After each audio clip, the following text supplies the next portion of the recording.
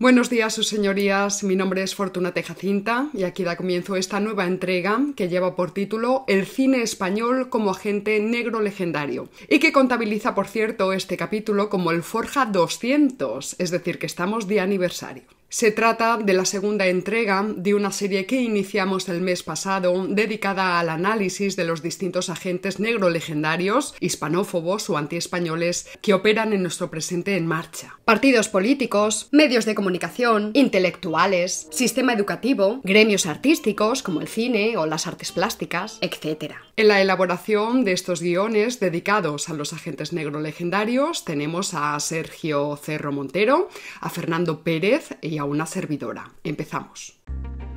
Las estadísticas indican que cada año de la última década se han vendido en España una media de entre 70 y 105 millones de entradas para acudir a los espectáculos cinematográficos. Esto quiere decir que el cine es uno de los grandes difusores de información de la actualidad, pero este formato está cambiando gradualmente, pues las plataformas virtuales llamadas de streaming, Amazon Prime Video, HBO, Disney Plus, etc., suponen una variación sustancial en lo que se refiere a su potencial para captar público y también, por supuesto, a su potencial para administrar contenidos nematológicos, ideologías, a la población. Solo Netflix contaba en 2021 con 222 millones de suscriptores en todo el mundo, cifra que sigue en ascenso. Para el caso que nos ocupa, tendremos en cuenta tanto los espectáculos cinematográficos proyectados en salas convencionales como los materiales ofrecidos en las diversas plataformas de streaming, porque lo que nos interesa es analizar el plano nematológico, ideológico de estas obras cinematográficas o series de televisión y desvelar que en muchas ocasiones el cine, el arte en general, es entendido como un lenguaje especialmente dotado para transmitir mensajes políticos. Y esto no es algo que nos hayamos inventado ahora. Los ilustrados, en efecto, ya entendieron el arte como un producto intelectual que venía a liberarnos de las supersticiones, de las tinieblas de la religión y del absolutismo. El krausismo también entendía el arte como una forma de instruir al pueblo y de proporcionarle ideales sobre los cuales dirigir a la humanidad hacia un destino común. Lenin sostenía que el arte era un medio de agitación social, una forma eficaz de dirigir a las masas hacia la revolución. El filósofo marxista Lukács entendía el arte como autoconciencia de la evolución de la humanidad. Como vemos, en todas estas posiciones late la idea de que el arte tiene una finalidad y también la idea de que las artes son lenguajes. Lo que está funcionando tras estas ideas es la teoría comunicacional del arte, pero el materialismo filosófico sostiene que las artes sustantivas ofrecen una ontología completamente al margen de la idea de finalidad. En cualquier caso, hoy no vamos a detenernos en este asunto, sino que analizaremos cómo el cine, en efecto, ha sido comprendido muchas veces como un instrumento para implantar planes y programas políticos. No es posible abordar aquí la gran variedad de filosofías del arte de estirpe marxista que han ido surgiendo en los últimos 100 años. Por ello, vamos a centrarnos en las doctrinas artísticas que fueron administradas desde el Diamat, que, como sabemos, el Diamat fue la filosofía oficial, esto es, académica dogmática de la Unión Soviética. Y lo primero que tenemos que advertir es que el Diamat no es una filosofía verdadera, sino un cúmulo de recetas dirigidas a consumar la lucha obrera y el advenimiento de la era comunista. Desde la perspectiva del Diamat, el arte no debería ser otra cosa más que una plataforma de propagación de las nematologías que justificaban el orden práctico que propugnaba el marxismo-leninismo. En efecto, en todas las ediciones del Diccionario Soviético de Filosofía, que tiene muchas ediciones a lo largo de los años, aparece en todas la siguiente idea. En la sociedad de clases, el arte sirve de expresión a los intereses de las diversas clases y es un arma ideológica en la lucha de clases. El arte alcanza su florecimiento bajo la dictadura del proletariado en la época del socialismo. El arte del proletariado es decididamente de clase y de partido, y se forma en la lucha por la sociedad comunista, cerramos comillas. Vemos aquí representada una vez más la idea de que el arte está al servicio de ciertos intereses superiores, en este caso al servicio de la lucha de la clase proletaria para la emancipación del género humano. Pero ojo, porque sucede algo parecido con la mayor parte de las películas y series de televisión producidas en Estados Unidos desde el origen del cine. Allí también se tiende a considerar que las obras cinematográficas son solamente un medio cuyo fin o justificación sería la salvación, la terapéutica o la revolución, y así se dirá que el cine tiene que cumplir, por ejemplo, una función crítica. O que tiene que contribuir a la denuncia social o a la arenga política, que el cine es un lenguaje que sirve para construir consensos hegemónicos, que el cine tiene una finalidad política o que el cine expresa el sentir de una época. Esta idea de que el cine está ahí para cumplir una función social o política ha sido radicalmente asimilada por la mayoría de los agentes que se dedican al cine en España, sobre todo directores, actores y actrices, quienes ejercen con brío su función como árbitros de la moral pública. Muchos de ellos han asimilado gozosamente la idea de que el cine es una plataforma para la arenga política, como dejan ver nuestras espantosas galas de los premios Goya, que año tras año se convierten en continuas algaradas puestas en marcha para exacerbar el odio contra una presunta malvada derecha, un fantasma al que todo el mundo señala con el dedo, pero que resulta muy difícil de ubicar. La idea que late de fondo en la mayoría de los discursos ideológico-políticos de nuestras gentes del cine español es que los materiales de la cultura, ya sean películas, documentales, exposiciones de artes plásticas, etc., pues bien, estos materiales de la cultura deben darse como propaganda en el contexto de un conflicto objetivo, que ellos entienden como un conflicto objetivo entre la progresista y luminosa izquierda y la retrógrada y reaccionaria derecha. Entre otras razones, dirán ellos, porque la derecha impediría el desarrollo espiritual de los artistas, o dicho en otras palabras, porque la derecha no podría producir cultura. No vamos a entrar ahora en el mito de la cultura que está funcionando aquí a todo trapo, pero sí vamos a subrayar que este es el dualismo maniqueo que bulle en la cabeza de muchos de nuestros artistas patrios, lamentablemente, pero así es. Un esquema simplista y maniqueo que entiende la izquierda y la derecha como dos envolventes absolutos metafísicos, cuya lucha estaría dada in illo tempore. La izquierda asumiría la misión histórica de frenar los desvaríos de la derecha, y para ello cuenta con el arte y con la cultura en general, que estas gentes entienden como territorio exclusivo suyo. Por supuesto, este mito tenebroso de las dos Españas tiene desde la Segunda República una variante muy querida también por nuestros artistas de la izquierda indefinida, a saber, el dualismo metafísico de demócratas contra fascistas. Un nuevo esquema simplista que insiste en la división de la patria entre españoles buenos y españoles malos, o entre la España y la anti-España. Porque resulta que estas izquierdas indefinidas, ya lo hemos explicado muchísimas veces, son antipatriotas. Para verlo, basta preguntarse lo siguiente: ¿cuáles son los contenidos de esta arenga política que predican las gentes del cine una y otra vez? Difunden y predican ideas eutáxicas o distáxicas para España. En mi libro Arte, Propaganda y Política, yo subrayo que todas estas ideologías predicadas desde la izquierda indefinida son disolventes de todo, no buscan la cohesión social, sino precisamente su disolución, su debilitamiento, la fragmentación social. Y también denuncio que estas ideologías responden a planes y proyectos particularistas, esto es, responden a intereses de grupos particulares, tanto internos como externos a España. La cosa empieza a ponerse simpática cuando fijamos la atención en la parte pecuniaria, dineraria de la cuestión. Pues resulta que en España es el Estado español el que financia la mayoría de las producciones cinematográficas y es en este proceso de concesión de subvenciones, al igual que sucede en el ámbito de las artes plásticas, donde se elige qué películas se hacen y cuáles no, qué posicionamientos críticos pueden recibir financiación y cuáles no, qué discursos son admitidos y cuáles son rechazados.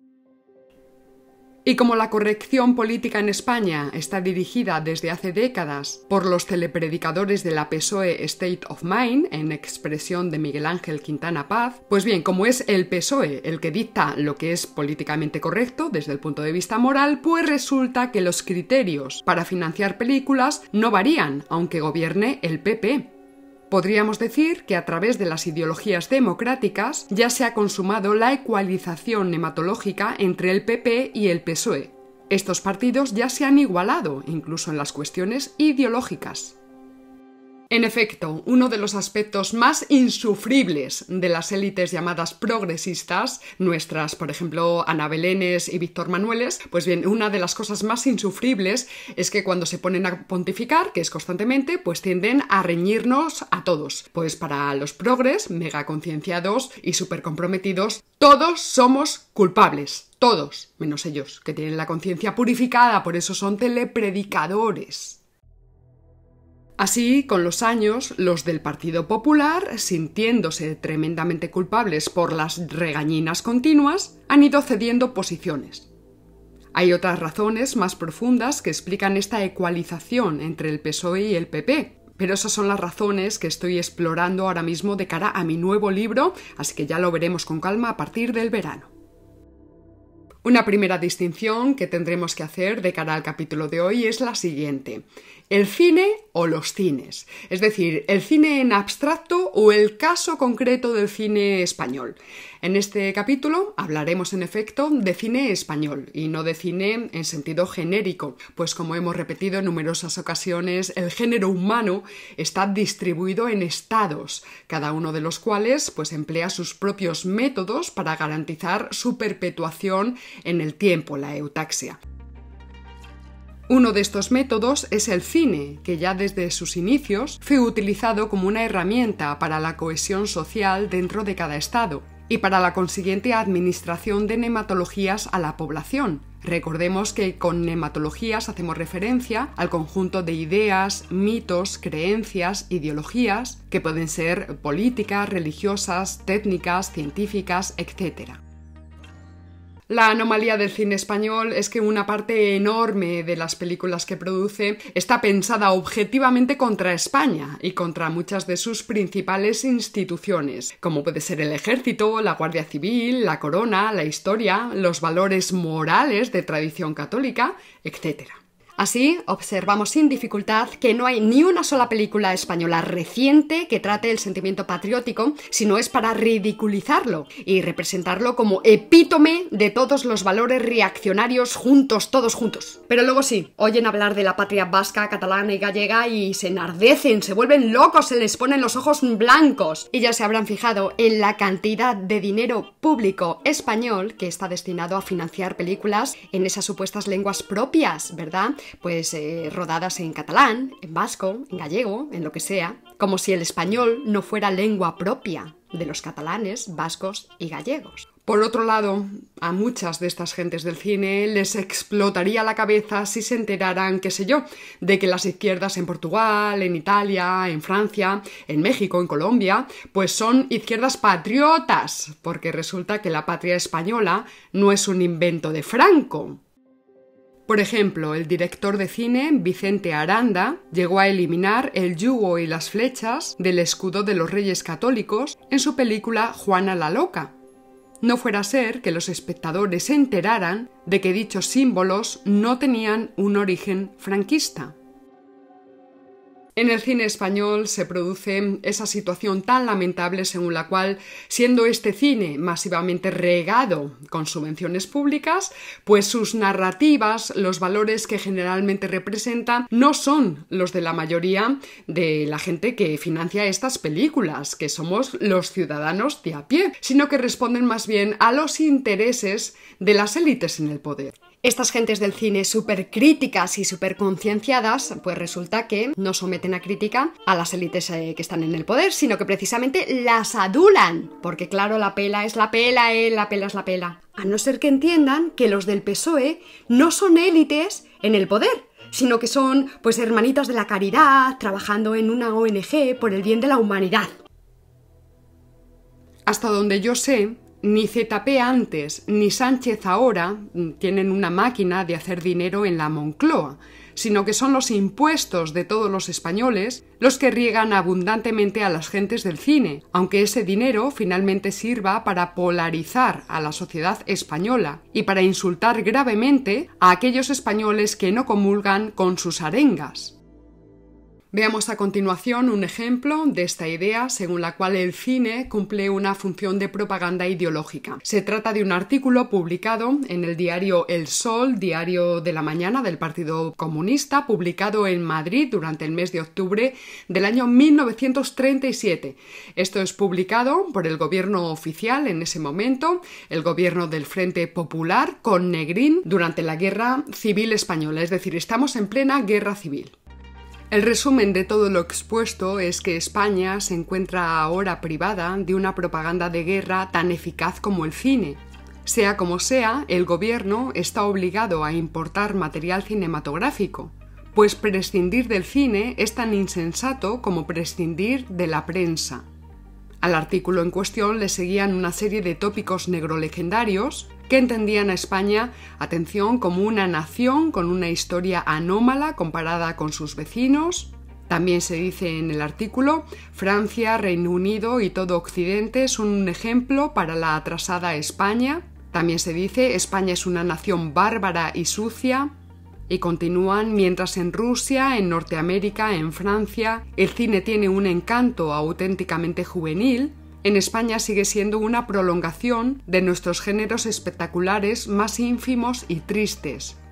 El mejor modo de conseguir mejorarlo sería iniciando una producción seria y digna, en la que colaborasen, atención, elementos extranjeros. Y continúan, conviene tener presente que siempre será preferible que no se proyecte en nuestras pantallas ni una sola película nacional. Cerramos comillas.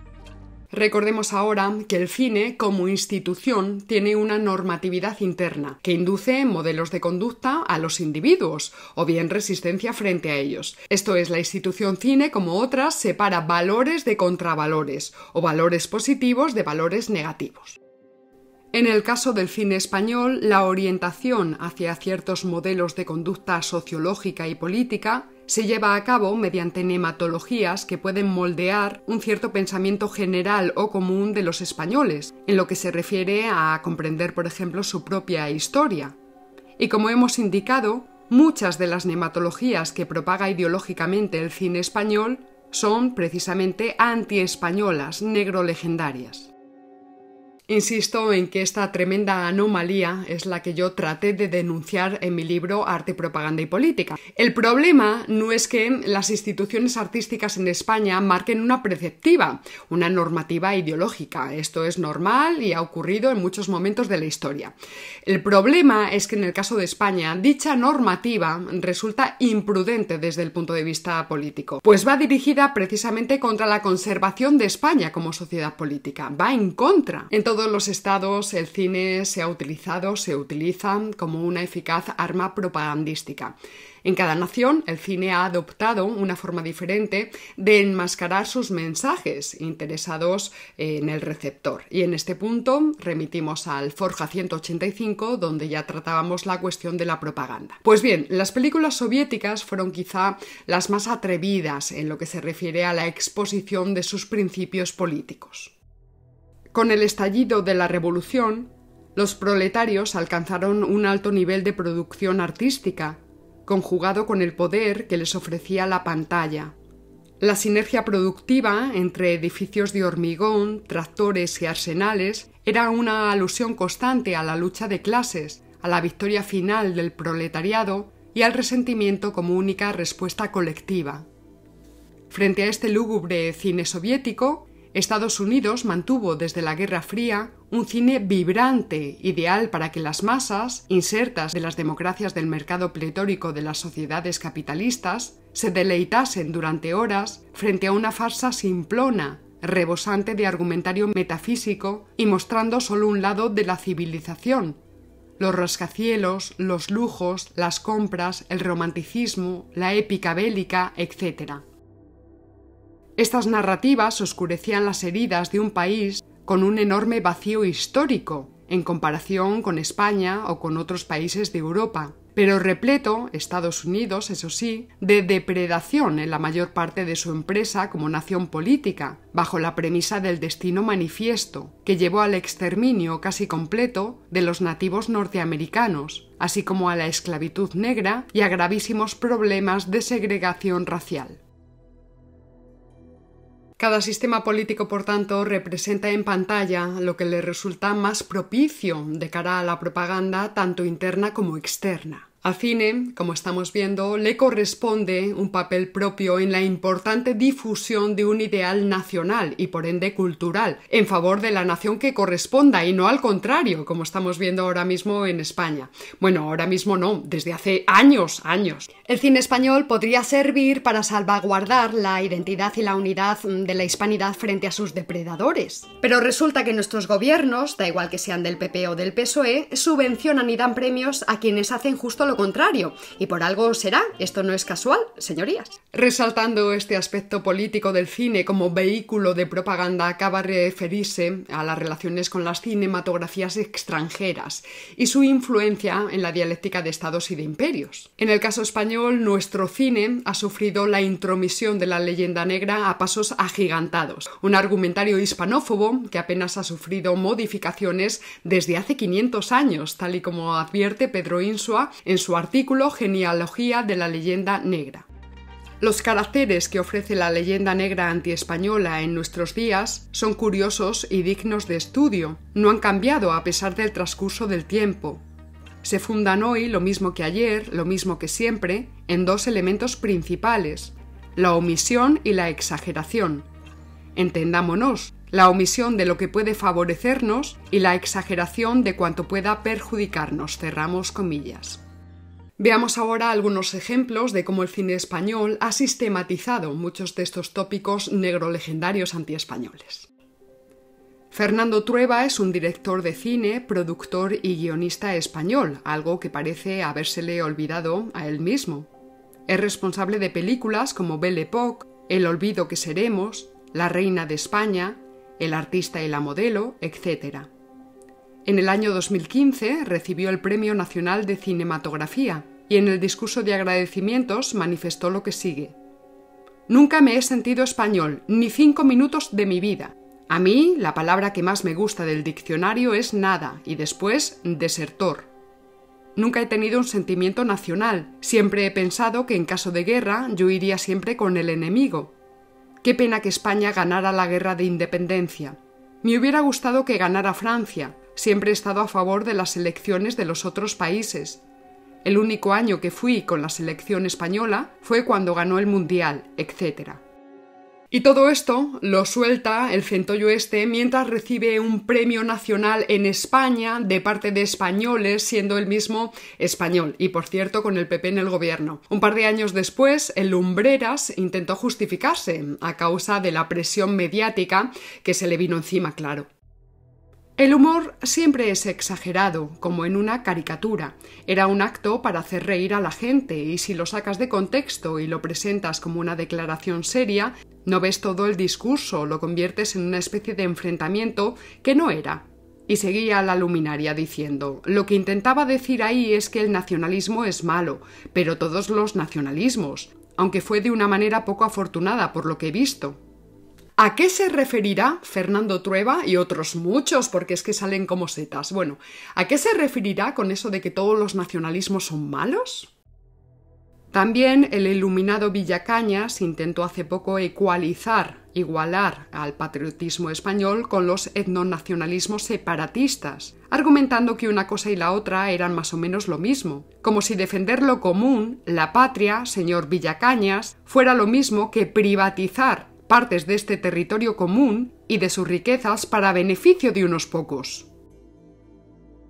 Cambiemos ahora de ejemplo, vámonos con una miniserie titulada Sin Límites, emitida por Prime Video, sobre la expedición de Juan Sebastián Elcano y Fernando de Magallanes en los inicios del siglo XVI. Es muy reciente, así que lo tendrán todos ustedes en la cabeza.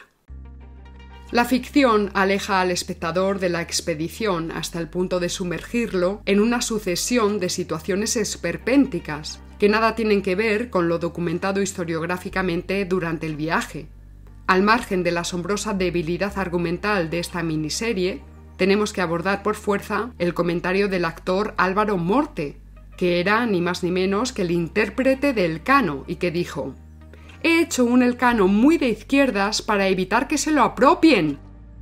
Estamos ante un caso claro de intromisión de nematologías en el quehacer artístico, situación que confirma una vez más que el cine puede ser utilizado como una herramienta de propaganda política en toda regla, pero claro, una herramienta que puede jugar a favor o en contra del Estado que produce estas películas, y en este caso es clarísimo. Si además es el propio Estado el que condecora y entrega premios nacionales a aquellos que realizan este tipo de cine corrosivo, ¿no estaremos haciendo algo mal desde nuestras instituciones culturales? Pregunto. Bueno, esta pregunta es retórica, porque efectivamente nuestros políticos saben perfectamente lo que hacen. No hay nada casual ni gratuito en que se otorguen premios y subvenciones a esta pandilla de miserables y sinvergüenzas.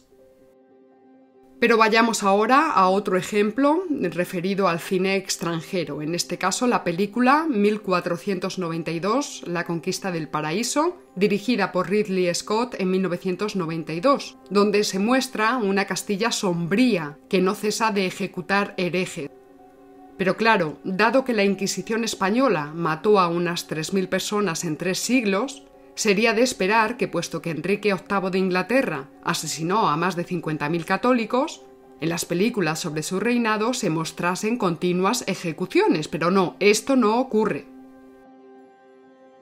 El caso es que la producción de Ridley Scott recurre a los tópicos habituales para explicar cómo un reino atrasado y fanático como Castilla, pues representado como un campo de ejecuciones y de represión inquisitorial, pues acabó enriqueciéndose a fuerza de corromper a un verdadero paraíso en la tierra, claro. Ni que decir tiene que el realizador pierde de vista el ortograma imperial español católico universalizante, que sigue el modelo del imperio generador.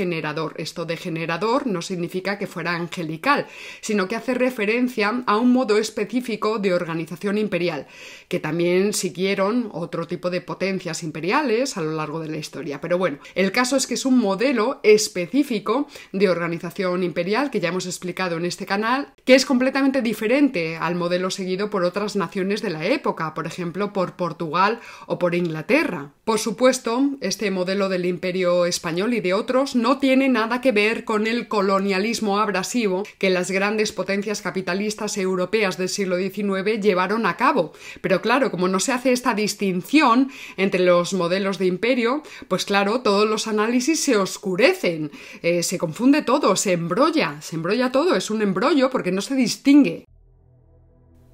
La película de Ridley Scott, 1492, La conquista del paraíso, se nutre de la idea extraída del mito del buen salvaje, predicado por la Ilustración, y así presenta a los indígenas como criaturas inocentes, y a las sociedades precolombinas como un paraíso perdido que corrompieron los europeos, de mano principalmente, claro está, de los abominables castellanos, no así de los aragoneses, a los que ni se cita. En la película de Ridley Scott, Colón debe enfrentarse a la oposición de muchos elementos de la sociedad castellana para lograr sacar adelante su expedición. De manera que, más que con ayuda española, la película sugiere que Colón consigue alcanzar a América a pesar de los españoles. Por supuesto, la crueldad de los españoles también aparece reflejada en el maltrato sistemático de los indios. Por ejemplo, el español Adrián de Mojica, personaje real que fue con Colón en su tercer viaje, corta manos y maltrata a aquellos indios que no le entregan oro e impuestos, mientras que el almirante genovés en la película se opone a esta forma de actuar de los españoles que son malvadísimos. Pero es que resulta que la realidad es justo la contraria. Cristóbal Colón hizo oídos sordos a las reclamaciones de Isabel la Católica de tratar a dichos indios muy bien, como decía la reina. Y así Colón esclavizó a los indios taínos en sus sucesivos viajes, hasta reducir dramáticamente su número. Hay que recordar aquí que Colón fue apresado, juzgado y condenado en España por sus excesos en América. Recuerden ustedes que durante muchos años, ahora cada vez menos, pero durante muchos años en Estados Unidos, pues Colón era un personaje de referencia. De hecho, se hacían homenajes a Colón, recuerden ustedes el Columbus Day, se hacían homenajes a Colón y a los italianos como los descubridores del Nuevo Mundo, ocultando completamente la labor civilizatoria de España y su labor en la construcción del Nuevo Mundo. Era Colón el verdadero héroe. Vamos ahora con otro ejemplo cinematográfico negro legendario extranjero. Tenemos la película británica La caza real del sol, dirigida por Irving Lerner en el año 1969. La cinta narra la gesta de Francisco Pizarro, que conquistó con unos pocos cientos de hombres el imperio inca. Pero dicha gesta es completamente desvirtuada en la película, destacando que Pizarro fue un traidor por matar a Atahualpa. Los ingleses y angloamericanos, sin embargo, no profundizan en sus películas sobre cómo traicionaron entre 1787 y 1871, en un siglo, más de 389 tratados firmados con los indios, traiciones a las que añadieron expeditivos métodos de limpieza étnica. Veamos un ejemplo. En 1630, durante una nueva llegada de colonos a Norteamérica, John Winthrop, el que fuera primer gobernador de la colonia de la Bahía de Massachusetts, manifestó: «Dios ha dejado claro nuestro derecho a ocupar este territorio». Esta afirmación chocaba directamente con los intereses de los indios, los pieles rojas, tal y como los llamaban los norteamericanos. Pero el colapso de las relaciones pacíficas con los indios había llegado un siglo antes, en particular el 23 de abril de 1637, cuando un amplio grupo de guerreros Pequot perpetró un ataque contra la aldea de Wethersfield. Durante la noche del 26 de mayo, un grupo de puritanos y varios nativos incendiaron el campamento de los Pequot con todos sus habitantes dentro. La consigna, seguida a partir de ese momento, determinaba que el mejor indio es el indio muerto, que era un lema procedente de la herencia inglesa. El mejor irlandés es el irlandés muerto. La violencia aniquiladora de las poblaciones indígenas norteamericanas escaló hasta tal punto que llegó a ponerse precio a cada indio muerto. Daba comienzo la limpieza étnica llevada a cabo por los colonos anglosajones en América del Norte. En estas matanzas contra los indígenas destacó por su crueldad el capitán John Smith. Sin embargo, en la película Pocahontas de 1995, John Smith aparece retratado como un personaje amable y bondadoso. Para ir terminando, vamos a citar uno de los pocos libros que tratan estos aspectos negro-legendarios incorporados a las películas y series de Hollywood. Se titula Hollywood contra España, 100 años perpetuando la leyenda negra. Está escrito por Esteban Vicente Boisseau. Y así dice: es recurrente la imagen de una España católica, fanática, cruel y atrasada cultural y científicamente, que se contrapone al mundo anglosajón, al francés, al flamenco, a los judíos, al andaluz y a las civilizaciones indígenas americanas, menoscabando sistemáticamente los éxitos de la ciencia española, la amplia actividad protectora de la Corona de España y de la Iglesia en favor de los indios, o el importante papel hispano en la lucha por la independencia de las colonias angloamericanas y para derrotar a los ejércitos napoleónicos. Cerramos comillas. En este canal hemos triturado todos y cada uno de estos tópicos hispanófobos y además con documentos en la mano, con argumentos, de manera que invito a revisar los capítulos de interés. Recuerden además que estamos de aniversario, este es el capítulo 200, o sea que hay muchísimo material para consultar en caso de que tengan interés. Formar parte de las corrientes ideológicas predominantes repercute en la obtención de respaldo económico y profesional a través de las subvenciones y premios al cine que otorgan selectivamente los poderes y administraciones oficiales controlados por nuestros gobiernos. Formar parte de estas corrientes nematológicas, ampliamente aceptadas por las masas, supone un gran impulso en la carrera profesional de muchos directores de cine, actores y actrices, en detrimento de otros actores, directores, etc., que ven coartada su capacidad para escoger papeles en películas, anuncios, series de televisión, etc., precisamente por la posibilidad de ser incluidos en listas negras. Y es que si el receptor, en este caso el espectador de cine, es cómplice del engaño del emisor, en este caso la película que se esté viendo, pues la falta de crítica se convierte en un peligro. Como recientemente dijo Luis Carlos Martín Jiménez, el receptor es el cómplice necesario para que la impostura funcione institucionalmente. En este caso, diremos que el espectador se convierte en cómplice culpable para que la impostura y el engaño triunfen en el cine español, que es lo que estamos viendo. Y bueno, hasta aquí el análisis y ahora vamos a ofrecer algunas soluciones. Claro, el principal objetivo, yo creo que es lo que tenemos que tener claro, que algunos no tienen claro.